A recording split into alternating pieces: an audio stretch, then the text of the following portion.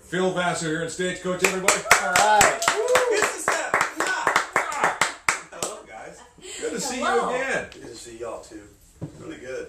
Beautiful out here, isn't it? Yeah, we were reading that you were hanging out in San Diego for a couple of days. Got to do what? Well, what does Phil Vassar do when he's just hanging out? Well, I mean, it's so pretty. You know, it's one of the greatest places in the world. So we actually had a couple of days off, and we were in Northern California and had to be back in LA. And had to do some big ASCAP Expo with a lot of you know Jason Mraz and Natasha Bedingfield and Stephen Bishop and Don Was. It was really kind of a cool thing,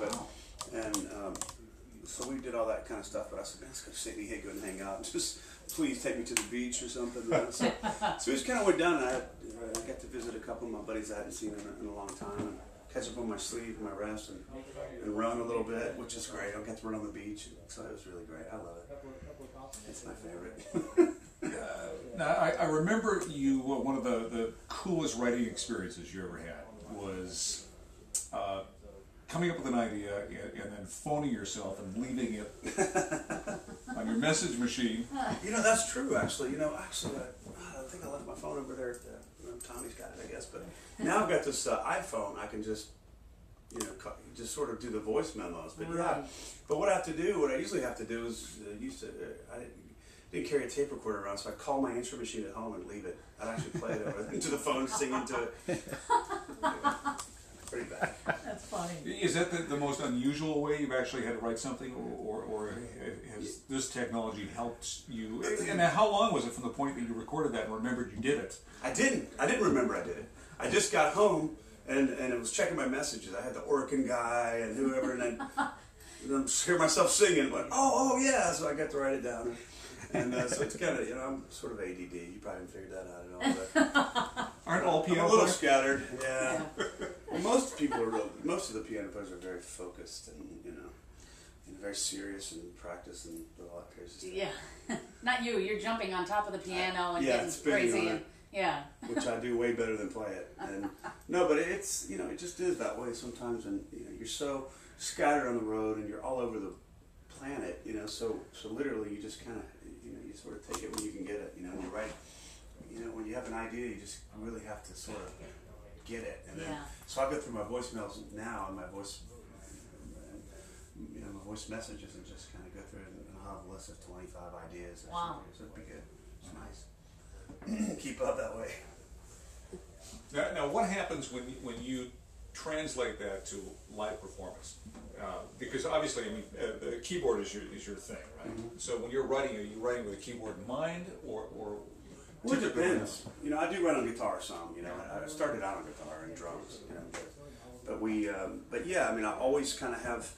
I go back to the piano and I'll just kind of doodle around with this idea, or I'll sing this idea into the phone, and then you can listen to it, and then I start playing what I sang, and then a lot of times I have a keyboard with me on the road. On my bus, little keyboard, and I just write on it all the time. That's where I kind of write my records, really, and it just kind of seems like that's the place. Or at home, after I put the kids to bed or something, I'll just get up, and doodle around on something. Okay, honestly, what is Bears Can't Vote? What is this super group that I was reading? You know what? That was just a bunch of guys at the office getting together, throw the stuff. They threw the stuff on my blog, and I'm like, "What are you?" I started getting calls. And I just like, what are you talking about, And then it was a bunch of guys on April Fool's did this joke on my website. I'm like, you guys, y'all have way too much time on your hands or something. But it was really funny, I got a lot of people called me on it, which was kind of funny. And I said, man, this would be great. Tommy Lee and Gene Simmons. I'm going, what are you talking about? And they said, well, go to your website. I said, okay, great. Because I never go to it. It's kind of funny. Now, speaking of voting, CMT Weekly has voting going on for you right now for hottest bachelor I think that's country just a music. joke too. I think somebody's pulling your leg on that too. Just somebody. But it's just funny. I don't know. That's kind of silly stuff. So you're not sending out tweets trying to get votes? No, is that what you're saying? No, not to get votes. Yeah. No, but that's just another thing. We have publicists that just do silly things like that. But it's interesting. I understand your kids are competing in sports now? And I mean, you competed in sports, so they have that competitive edge. What are they into? Well, my daughter does track. She's 11 years old. She's one of these little smoking fast little kids that can run and jump, and both of them are. And my little one, 6, she scored 11 goals in one game in soccer, which is bizarre. I mean, she's really this freaky, smart little fast kid. But anyway, they're just fun and they're so different. My oldest one's really kind of quiet, down the middle. Studies straight A's. My little one's like, wow! She comes in the room and is like, what's up, everybody? And then, anyway, so it's just fun to see them grow up and do all these things. And, just got a phone with them a little while ago. And they're just so much fun.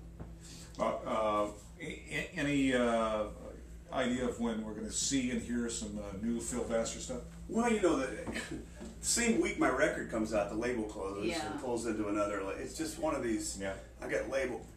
Label screen. Anyway, it just happens that way sometimes. It's just the nature of our business. I mean, I've been in the middle of 3 of these things. Yeah. 4. This is like the third or fourth one. Does Traveling Circus then become still part of now on Toby's label, or do you have to start over and do a whole nother? I couldn't tell you. Yeah. I'm starting to work on other stuff. I can't just not. Yeah. I have to write all the time. So it's hard to tell what really happens. Yeah. So, I think they're still trying to. The dust has to settle and.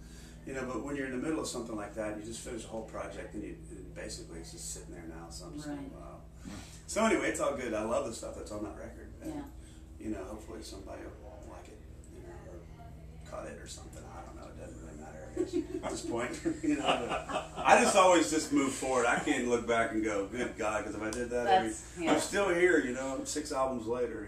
So I'm really lucky. People still come to our shows all the time, and we're just. Blessed, I guess, in that way. As the business changes and evolves, it really needs to, labels are falling by the wayside left and right. It's only because they were dumb. They did things completely wrong. I went to business school. That's my background, and I just always wondered in this business. I was like, why do they do it this way? Why do they spend $1 million on something they don't have to spend but $50,000 on? Right. Well, that's just the way we do it. Well, that's why you're closed. You know what I'm saying? Yeah. And they're just boneheads. I never could figure it out. So anyway, as we go on, and if I ran my business like that on the road, I'd be bankrupt. I don't do that. We do it exactly the way it's supposed to be done. We try to, you have to keep it lean and mean, and you just, that's how you make money in this business, and keep things going, keep the the wheels on the bus moving. But boy, it really is odd how they do things, and then they wonder why they don't have jobs. Would you like ketchup with that? That's what a lot of them are doing right now, anyway. Phil, pleasure. Obviously, we're fans and have enjoyed the music for years, and having you at a $5 concert was amazing. So to have you here, you guys have great fans, man. It's a great. When I was just down there, of course, I go in. Wherever I went, whether I was in Old Town and, wherever because I love to kind of look around. Yeah. Every restaurant I went in, man, people would come up and they're like, we love you, thanks for the music, blah, blah, blah. So they listen to your station and they just really, really love their music, country music there. And you guys have great fans. And it's awesome. You're welcome to move to town anytime. Dude, are you kidding? I'd love to, I know me and Paisley have talked about it. He loves it. Everybody loves it there. It's just beautiful. Yeah. Thanks for coming by. I appreciate it. Thanks for having me, guys. Phil Vassar. That's funny.